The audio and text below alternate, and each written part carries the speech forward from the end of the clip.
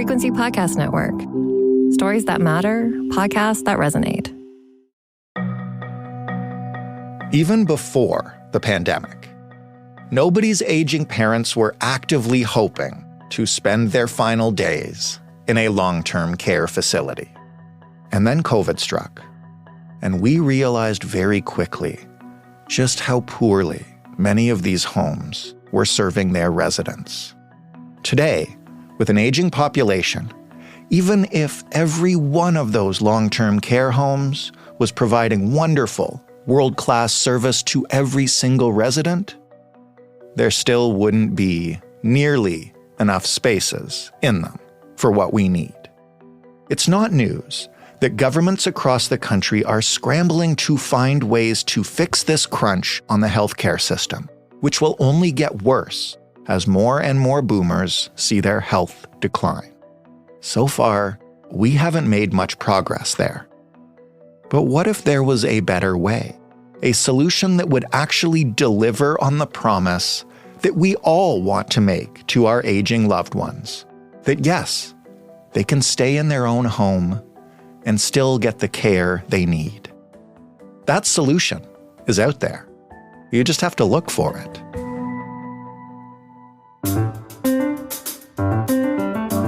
I'm Jordan Heath Rawlings. This is The Big Story. Cathrin Bradbury is a longtime Toronto-based journalist, author of The Bright Side, and the author of this piece, which appeared in The Walrus. Hey, Cathrin. Hi, how are you? I'm doing very well. Thanks for joining us again. Thank you for inviting me. I want to ask a bit of an open question to start, I guess, before we get into specifics. When is it that we change from thinking about where we'll live when we're old as like a theoretical thing to like a practical matter we need to start looking into? Has that happened to you yet? Is there a time when it shifts? That's such a good question. It hasn't happened to me yet. I've just turned 69, but I have siblings who are my focus group on aging, who are between 8 and 6 years older than I am. And I'm watching some of them and their friends in their mid to late 70s begin to make this decision. And these are people who said, you'll have to carry me out of my house. I'll never leave. I'm going to stay here. And then with my sister, for example, one day she said she was never moving. And the next day she was looking for apartments to move into. I think it just comes over you that you've had enough of home ownership and looking after a big pile that you have to worry about and go up and down stairs in, and you want a more streamlined life. And when we talk about what's next for people who are aging, you know, seniors not wanting to go to a long-term care facility or a quote-unquote nursing home or whatever, like that is not a new phenomenon. But the pandemic seems to have supercharged it. Can you give us a brief explanation of what happened? Well, I think we all watched the nightly news footage of older Canadians in nursing homes behind glass, waving at their family, standing on the other side of the glass. And these were people who didn't get to see family members for years. It was terrible. Not only the separation, but the daily, weekly toll on life that we started to hear from, overworked, understaffed nursing homes and old people dying. That took us inside nursing homes in a way a lot of us hadn't been. And it took us inside nursing homes during a health crisis. And also outside of the commercials that we often see for those facilities, which look very different. Right, exactly. Can we quantify in any way how much older people hate nursing homes, don't want to go into a retirement home, and why? Like, do we have surveys of their preferred options and what they are? There was a big study, it's a bit of a mouthful, done by the National Institute on Aging and the Canadian Medical Association, and they surveyed a huge number of Canadians 65 and over about where they wanted to age, and the numbers were overwhelmingly anywhere but a nursing home. People said, and I quote, they will do anything they can to avoid being housed in an institutional setting. So I think that, the studies bear it out, and so do conversations I've had with people who are getting older. And this is a really important conversation to have now, obviously, because As I'm sure you know, and many people know, the long-term care space in especially preferred residences is at a huge premium. There isn't much of it. And well, one of the reasons that you're doing reporting on aging and you have this focus group is because there's a massive number of Canadians entering this stage of life. And I guess my question from all that is, if there's not enough long-term care facilities and residents really don't want to go into them anyway, what are the alternatives? Yeah, so it's right now it's something like close to 3 million Canadians who are moving into their peak care years. So that's a lot of us. And as you say, there aren't enough beds. Ontario Premier Doug Ford, he has this More Beds, Better Care Act. And that would allow hospitals to move patients to nursing homes as far as 150 kilometers away. And, that's pretty horrifying right there. So alternatives need to be found. And one of them are these, what are being called NORCs, which are naturally occurring retirement communities. And that's what I've written about for Walrus magazine. Explain maybe just basically what those are and wherever did the concept come from? Where did it emerge? Well, NORCs started in New York City, as far as I know from my research, in the 1980s. And basically, they started to look at buildings in New York City where a lot of people over 60 were already living. And then they decided, instead of having to go out for services, to start to designate these buildings that had a very high percentage of older citizens in them as buildings where you could bring care in. And it was so successful in New York that these NORC buildings, they're all rentals, are almost impossible to get into. Like they're so well known there, and they're thriving. And in fact, they now are subsidized by the government in New York. In Canada, they're very little known. I hadn't heard of them. In Toronto right now, which is kind of the center of where NORCs exist, there are 23 operational NORCs. Huh. And with the data mapping being done out of UHN here in Toronto, they know that there are at least 53 buildings that would qualify for a NORC program. They've done data maps of the potential NORC buildings in Toronto, and there are 500 of them around the city. How do these places work practically? You mentioned bringing in services. What else is there? What kinds of things happen in a NORC that wouldn't happen in a regular condo or a co-op that had a lot of elderly residents? It's a bit complex because there are many different kinds of NORCs. You have to have only 30% of people who are over 65 to qualify as a NORC. Okay. So say you're in such a building, and every time, say, you need some kind of healthcare access or some kind of information, everybody's on a different line, calling a different place. It's really difficult to navigate the healthcare system. In Ontario, if you've ever had to navigate your parents or anyone else through it, you know how exhausting and time-consuming that is. Mm-hmm. With NORC, it's one number. With certain kinds of NORCs, they actually come and work in the building. That's a kind of mid-level NORC. So there's a team of people who work in the building part-time. With a very high level of NORC involvement, there's people working in the building full-time. And then with a fairly light touch, the building runs it completely themselves. They call them NORC ambassadors, and they just use NORC as a resource. You bring in paramedic services, paramedic talks. You have all kinds of clinics. You might have vaccine clinics come in. You might have foot doctors come in. You might have art shows and lunches and social outings. It's really what the building decides the building wants. There's two important things.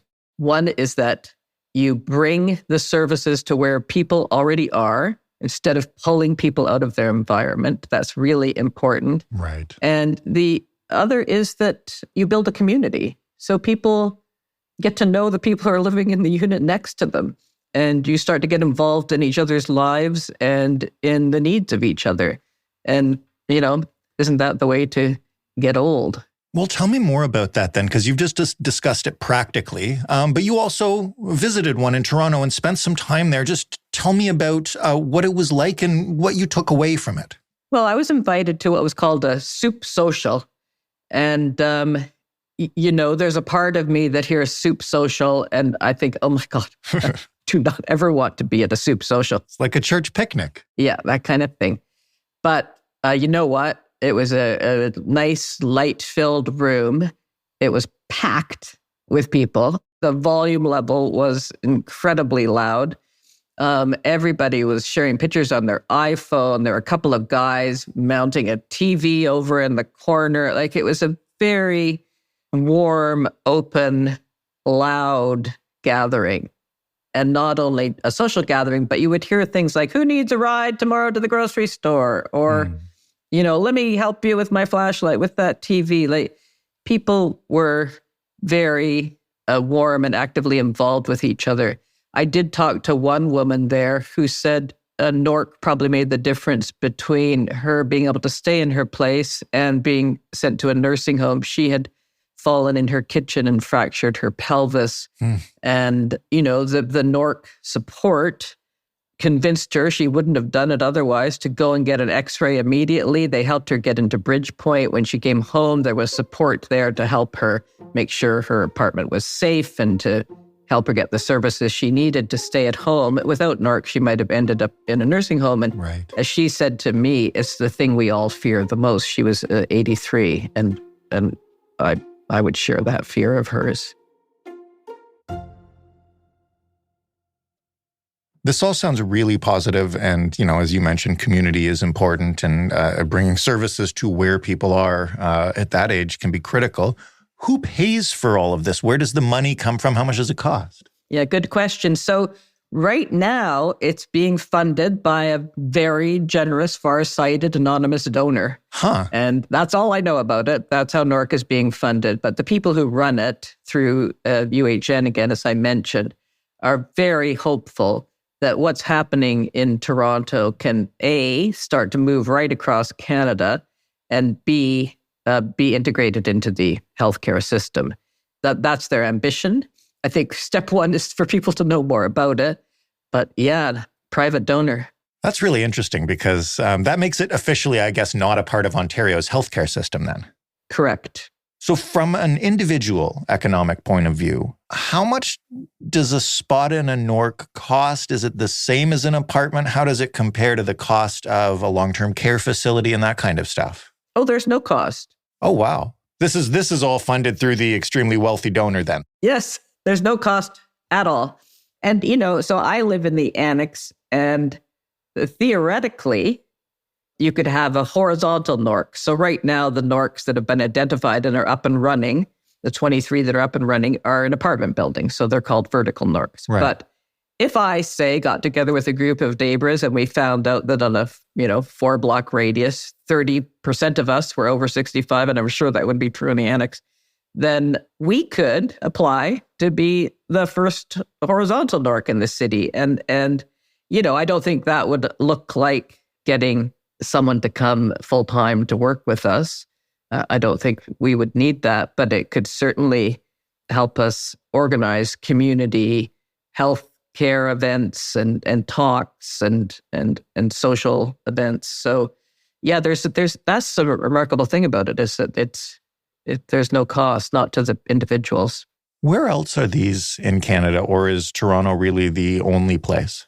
There's one in Kingston that was very early on. There are similar types of things, I'm told, in Vancouver, not nearly as organized as Toronto. So it's really Toronto right now. I mean, as I say, the people are very ambitious. One of the doctors I spoke to has been an internist at Mount Sinai his whole career. He's now at the age of a lot of the people in the NORC programs. And he said he just one too many times saw people in our hospitals with nowhere to go and no family coming to help them or see them or take them home. And he knew that there had to be a better way. And he really worked hard to think with people and talk with people about what those better ways could look like. And they discovered that NORC was already happening somewhere, and they started to create something similar here. You mentioned a couple of times in this chat already, how a community is the basis for it and how important that can be. But then you also write in your piece, that you're not exactly a communal person. Talk to me a little bit about whether or not we might think ourselves communal people, how important that becomes to us as we get into those later years. Yeah, that's a good question and a big question. And I've been thinking about that since I wrote this piece. A lot of my friends and myself talk all the time about what the next stage of life could look like. And maybe we should all buy something together. Maybe we should get a building together. Maybe we should all move into the same apartment building. And then when it comes right down to it, it's almost impossible to coordinate that with people. Like that kind of community I would love if I took the community we already had and moved in together. That's kind of my dream. But practically speaking, I think it's very hard to pull off. People have different situations. People have different lives. People have different health levels. People have different mortgage, deadlines. Like it's really hard to make it happen. I will tell you a story about my family. My two brothers and my one brother's son and another family are building a family compound in Font Hill, Ontario. So they all decided to put everything together, and the ages range from 76 to, I think, 30. And there's a couple babies too. And they are all going to live communally. And for them, that means everyone has their own space, but they'll have common kitchen and living areas. And I think it's brilliant. I think it's a miracle they pulled it off. And I know that they did talk to many, many people who had always said, that's what I want to move to. But when it came right down to it, people were like, no, I can't do that. I can't sell now. I've got this or that. Right. So it's a wonderful idea, but to actually make it practically happen has to be more than an idea. It has to be a lot of will and change and decision-making. Last question I'll ask is just a practical one, and I guess it's mostly for listeners in and around Toronto, but if somebody listening is at that age, they don't live in a building right now that could be turned into a NORC, but they are fascinated by this idea and, desperate to avoid ending up in a long-term care home, and they want to get involved here. What are the next steps? How do you apply to get in here or get in touch to be perhaps selected for a spot in one, or what? Yeah, I wish I could say there was an application process. There isn't. But what the people did at the place where I went to the lunch social was they, by word of mouth, heard about NORC. And then one of the women went online and she just ferreted through and found the right way to contact them and to get it into her building. There is a do-it-yourself NORC kit. I don't know what the link is to that, but I think if you Google NORC do-it-yourself kit, it'll probably come up. I think once you're in touch with them, then I think things can move along pretty quickly. And as I say, there are these very different tiered types of NORC. So in certain buildings in Toronto, they have full-time NORC people working there, and in other buildings part-time, and in other buildings no one working there at all. It's just a focal point for people to come together and decide what they want as a group. So it's more community building in that case. But I think it sounds really cool. I think it sounds like a good option for the future for Canadians. Cathrin, thank you for writing about it. Thank you for taking the time to talk to us. And I did just check while we're speaking, and we will put the link to the do-it-yourself guide to NORCs in the show notes for anyone who is interested. And thanks again for joining us. Fantastic. Thank you. Cathrin Bradbury, writing in the Walrus. That was The Big Story. For more from us, you can head to thebigstorypodcast.ca. You can also, of course, send us your feedback. We'd love to hear from you. The way to do that is via email. hello@thebigstorypodcast is the address, or by leaving a voicemail at 416-935-5935. You can listen to The Big Story wherever you listen to podcasts. We would be very grateful if wherever you do that, you throw us a rating, or even better, write out a review if the app lets you do that. Thanks for listening. I'm Jordan Heath Rawlings. We'll talk tomorrow.